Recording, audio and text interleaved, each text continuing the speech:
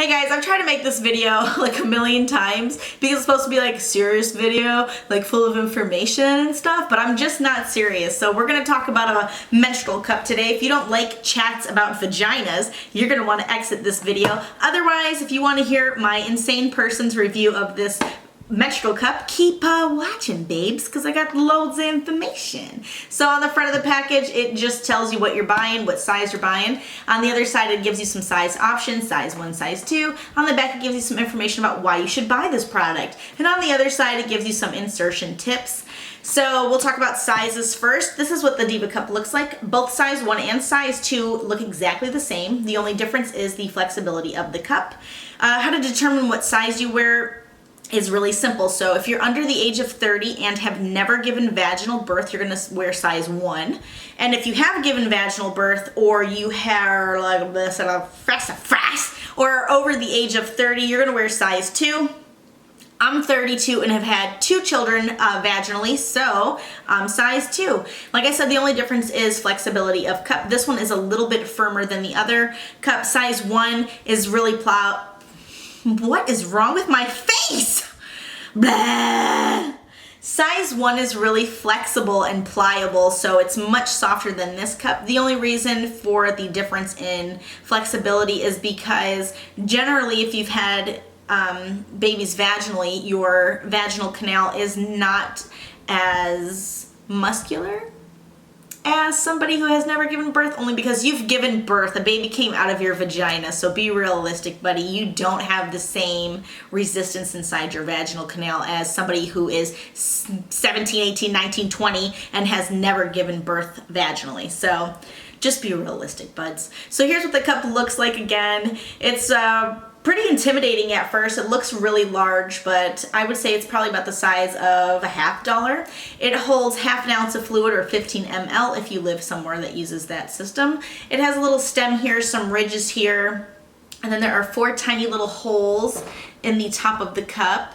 If you can catch those are to aid in suction. This cup does work on suction. It is not inserted like a tampon, but kind of. So you're gonna fold it. I use a punch fold. There are several other folds you can look up. I looked it up on YouTube. You can look it up on YouTube. This is the fold that I use. You insert it into your vaginal canal. Pretend this is my vaginal canal. You insert it into your vaginal canal until the stem is no longer felt right on the outside of your vagina. So then you pinch the bottom of it and you turn it around. It will open up to whatever shape your vaginal canal is. So it doesn't matter if your vagina is this big or this small, it's only gonna open up as much as your vaginal canal allows it to, okay?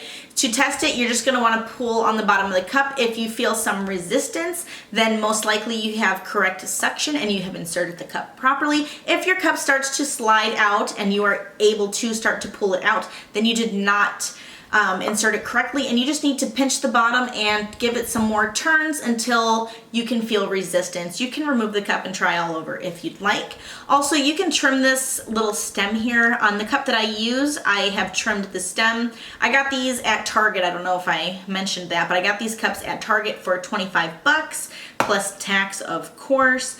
They only had a few left, so I bought the 2 that they had in my size left, because who knows whenever I'll see them again. You can wear these cups for up to a year. On YouTube, I saw some people saying that they use theirs for 5 years. I'm gonna follow the manufacturer's instruction because that's how I roll. So I'm gonna talk about some things that I was worried about because I'm a regular human being and I had some concerns about it. Obviously, the interesting thing about it is that you can leave it in for 12 hours without risk of TSS, which is toxic shock syndrome, or any kind of bacterial infection happening, because it's 100% silicone, so it doesn't absorb bacteria like your vagina carries natural bacteria. It won't absorb them and then like grow into some super satanic demon thing that invades your vagina and causes you all kinds of life issues.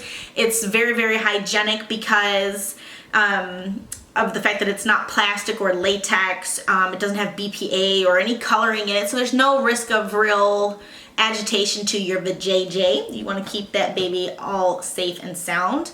It is really comfortable. The box does say, oh, it's so comfortable and easy to use, but I was like, how is this easy and comfortable to use? But it is really comfortable. What happens is your body warms it up and it gets even softer, and it just molds to the shape of your beautiful vaginal canal, and then you don't feel it anymore, and it is amazing. So what other thing did I worry about? Oh, I worried about mess. I was like, oh God, am I gonna get blood all over my fingers? Because I don't want that to happen in my life. But it did not happen. The reason that doesn't happen is because once this is inserted into your vaginal canal, it's gonna sit right under your cervix. This is my cervix. Pretend. It sits right under your cervix and it collects all your blood, and the blood never has a chance to get into your vaginal canal. So it's collecting all the blood. This is your vaginal canal. Demonstration. The blood never makes it down into this area inside your vaginal canal. So it never ever gets down there because it catches it all up here. So when you're removing the cup, you're touching the bottom of the cup. That doesn't have any blood on it. This part here, like on the inner rim right here, might have a little bit of blood on it, but you're not touching that, so who cares? I was really worried about that just because what if I had to change it at work or something like that? I don't want to have like bloody murder hands or something weird.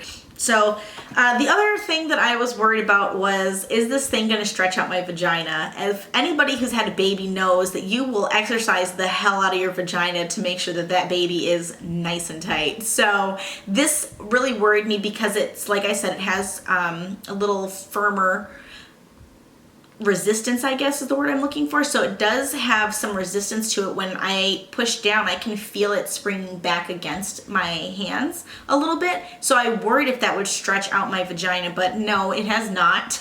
I haven't had any complaints about that at all. And I did ask because, of course, you want to know that. If it's going to do that, I don't want to use it. You know what I mean? I don't have to work harder. But it didn't do that.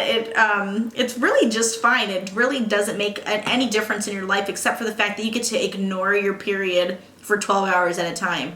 When you remove it, you're going to want to empty it out, rinse it out, and I purchased some just regular old baby wipes that are for sensitive skin, fragrance free. You don't want to use anything that has lotions in it or anything like that because it'll just mess with the silicone and just mess with its ability to do its job properly. So just some regular unscented, unfragranced, gentle wipes to wipe this out, or you can bring a bottle of water with you. I'm at home when I change this, so what I do is I just rinse it out with the little bottle of water that I keep by the toilet. That's what I do. I just rinse it out and then I wipe it with one of my little wipes, put that in the toilet, and reinsert the cup. The second time that I remove it will be in the morning time before work. I will take it out and I will wash it thoroughly with a Castile soap. Now I use that soap because it is fragrance free, dye free, and it is very gentle, and it does not have any lotions or anything in it. That's the one I use for like cleaning stuff and whatever. So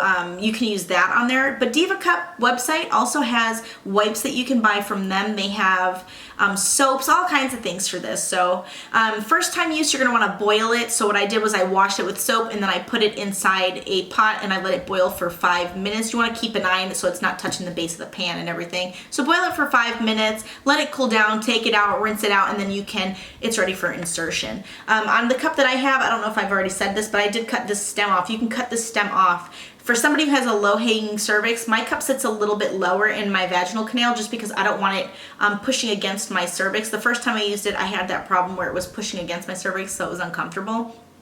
So I cut my stem off so I could wear my cup a little lower, and that worked out just fine for me. So I hope this was super informative. If you have any questions about it, then just shoot me a little email, or you can make a comment below and I'll try to answer it if it's like a good question. If it's a stupid question, I'm not going to answer it like, can you wear this not on your period? Why would you want to? All right. Okay. Bye.